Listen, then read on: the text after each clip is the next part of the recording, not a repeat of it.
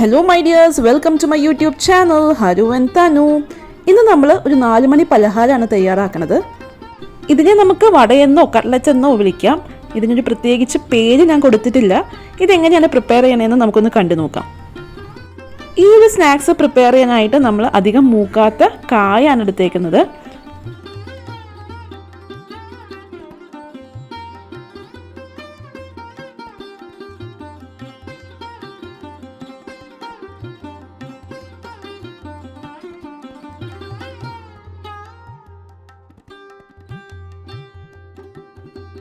തൊലിയൊന്നും കളയാതെ ഇത് വേവിക്കാനായിട്ട് ഇടാൻ പോവുകയാണ്. അതായത് കുക്കറിലേക്ക് ഇട്ട് കൊടുക്കുന്നുണ്ട്.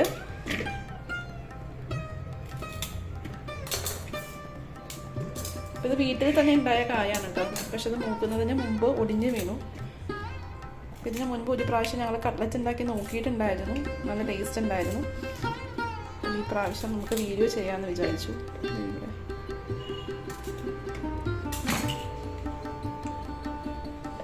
ഇനി നമുക്ക് കുറച്ച് വെള്ളം ഒഴിച്ചിട്ട് ഇത് വേവിക്കാനായിട്ട് വെക്കാം.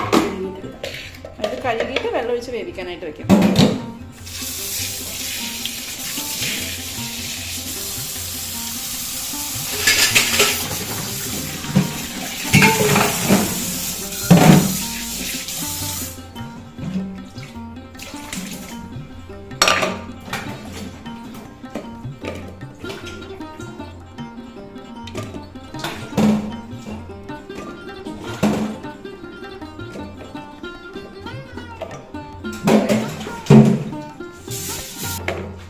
നമ്മൾ കായ വെള്ളം ഒഴിച്ച് വേവിക്കാനായിട്ട് വെക്കാൻ പോവാണ്.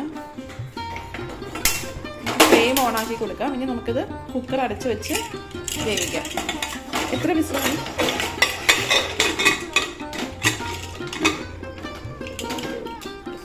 ഒരു 3 വിസിൽ വെച്ച് നമുക്ക് വേവിക്കാം. കായ വേകുന്നത് വരെ നമുക്ക് വേവിക്കാം.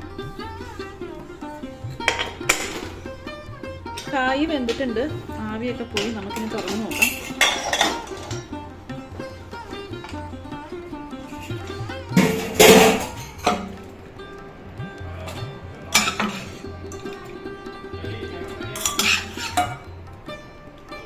ഇതിൻ്റെ വെള്ളം ആവശ്യമില്ലല്ലേ? അപ്പോൾ ഇതിൻ്റെ വെള്ളം ആവശ്യമില്ല. നമുക്ക് കായിൻ്റെ കഷ്ണം മാത്രം എടുത്ത് ഒരു പ്ലേറ്റിലേക്ക് വെക്കാം.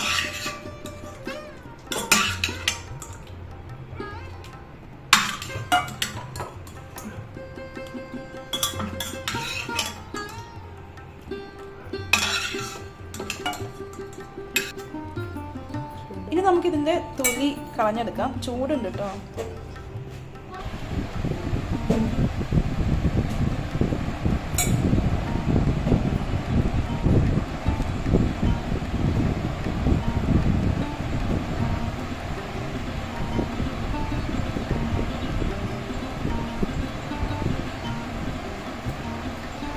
ഇത് കായ നന്നായിട്ട് വെന്ത് വരണം.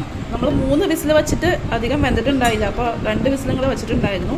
അപ്പോൾ നന്നായിട്ട് വെന്ത് വരണ വരെ കുക്കറിൽ വേവിക്കാം കേട്ടോ. ഇനി നമുക്ക് ഇതൊന്ന് ഉടച്ചു കൊടുക്കാം.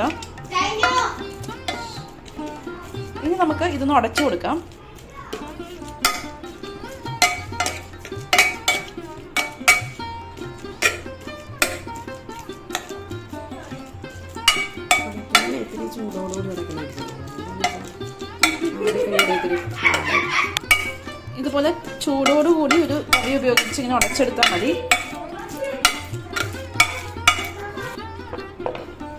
ഇനി നമുക്കിതിലേക്ക് ചെറുതായിട്ട് അരിഞ്ഞു വെച്ചിരിക്കുന്ന സവാള ചേർക്കാം. ഇതിപ്പോൾ ഒരു സവാളയാണുള്ളത്, ചെറുതായിട്ട് മുറിച്ചത്. മല്ലിയില, പച്ചമുളക് എന്നിവ ചേർത്ത് കൊടുക്കാം.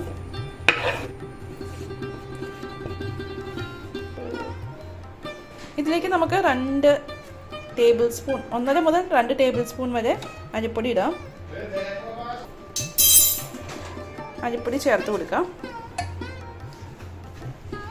ആവശ്യത്തിന് ഉപ്പ്,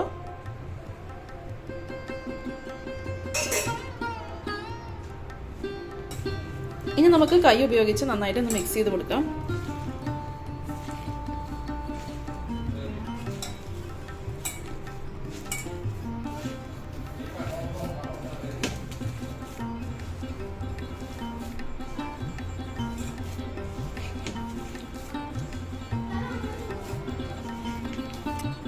ഇനി നമുക്കിത് ചെറിയ ബോൾസ് ആയിട്ട് ഉരുട്ടിയെടുക്കാം.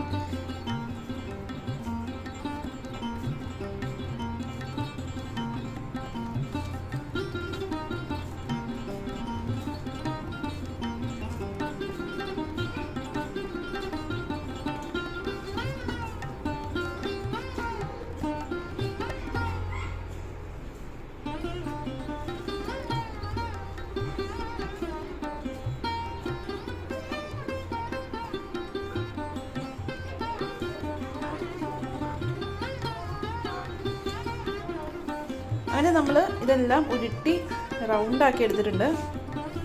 ഇനി നമുക്കിത് കട്ട്ലറ്റിൻ്റെ ഷേപ്പിലൊന്ന് ചെറുതായിട്ട് ഷേപ്പ് ചെയ്തെടുക്കാം.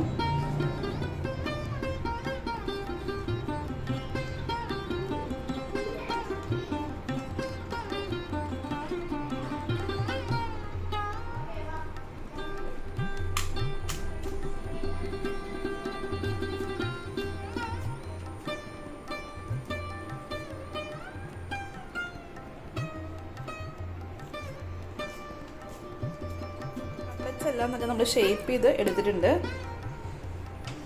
നമ്മളിപ്പോൾ ഇവിടെ കുറച്ച് അരിപ്പൊടി എടുത്തിട്ടുണ്ട്. ഇനി ഈ കട്ട്ലറ്റ്സ് നമുക്ക് അരിപ്പൊടിയിലൊന്ന് ഡിപ്പ് ചെയ്തിട്ട് ഒരു 2 മിനിറ്റ് മാറ്റി വയ്ക്കാം. അതിന് ശേഷം നമുക്ക് ഫ്രൈ ചെയ്തെടുക്കാം. അങ്ങനെ ആകുമ്പോൾ ഈ അരിപ്പൊടി നന്നായിട്ട് ഇതിൽ കോട്ട് ചെയ്തിരിക്കും.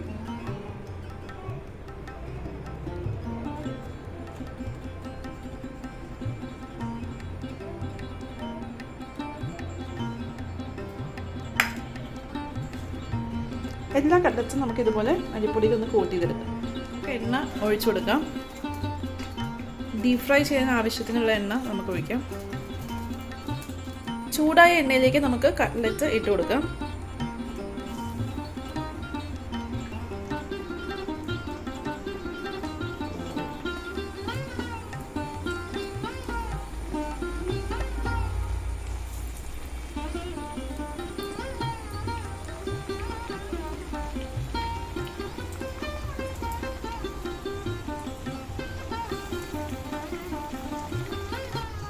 ഒരു ലൈറ്റ് ബ്രൗൺ ആകുമ്പോൾ നമുക്കിത് എണ്ണയിൽ നിന്ന് മാറ്റാം.